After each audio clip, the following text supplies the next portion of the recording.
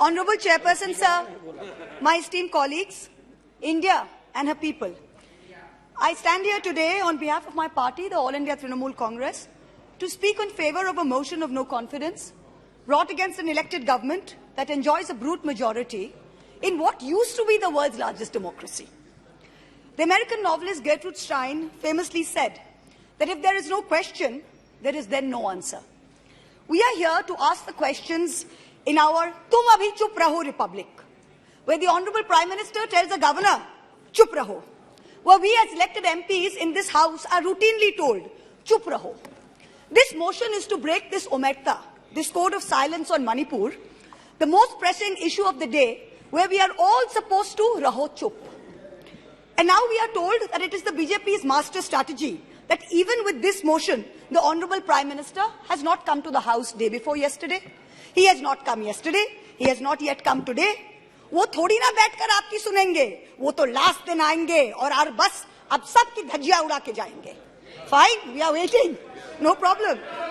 I don't know what is more unfortunate, that our Honourable Prime Minister refuses to come to this House, of which he is an elected member, to answer us on Manipur, or that he refuses to go to Manipur to reassure the vulnerable, petrified people that peace and reconciliation are his mission.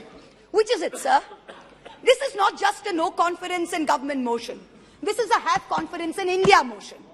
Most no confidence motions are negative motions, moved with at least a moderate probability of bringing down the government of the day. We know that's not even a possibility. We don't have the numbers. We know that.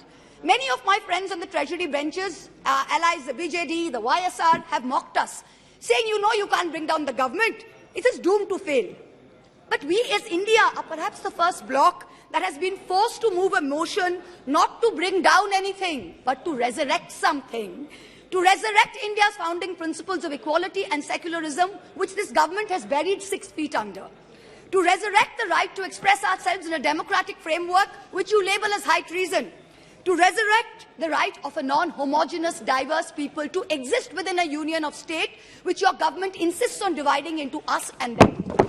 Make no mistake, ladies and gentlemen, this motion is not meant to succeed in this House. But the larger motion, the have confidence in India motion must succeed. Please. Will. When the people of India have their say soon. And it's for this reason I stand before you today. The Manipur issue is mired in silence and in the government's whataboutery and false equivalences. I will point these out as best as I can. The Treasury benches have made vitriolic comments on why only Manipur. What about the instances of rape and murder in Rajasthan, in Chhattisgarh, in West Bengal? We in turn have felt compelled to ask, what about the violence in Haryana? I want to tell this House that Manipur is different, and I will tell you why. The issue in Manipur is of a hate crime against a particular community, where it is understood that police personnel of one community, possibly the same community as the Chief Minister, handed over women of another community to be raped and pillaged by a mob and made every attempt to prevent those women from seeking justice. The issue is that two communities today in Manipur have been pitted against each other in an atmosphere of civil war, of ethnic violence that has rarely been seen in India in the past few decades. 6,500 FIRs in 3 months. Which state has seen this? 4,000 houses destroyed in 3 months. Which state has seen this?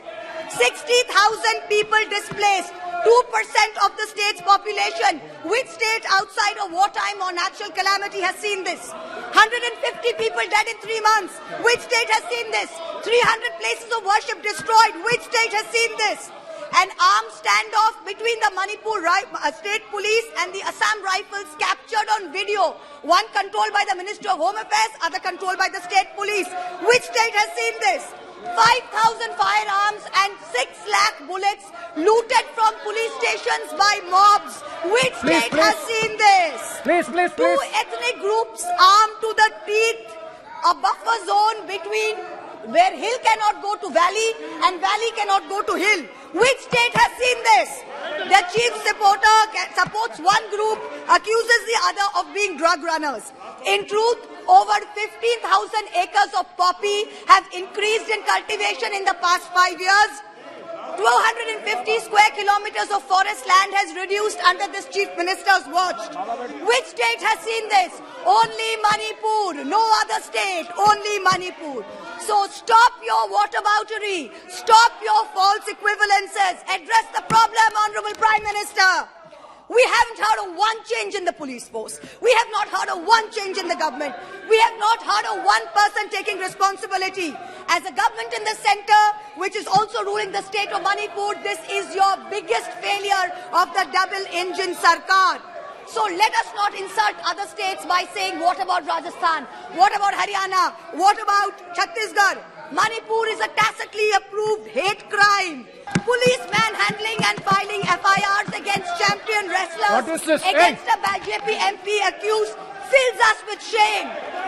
50 panchayats in 3 districts of BJP ruled Haryana issuing letters forbidding Muslim traders entering the state fills us with shame. Mamta Di is not scared. Mr. Stalin is not scared. Akhilesh Ji is not scared. Rahul Gandhi is not scared.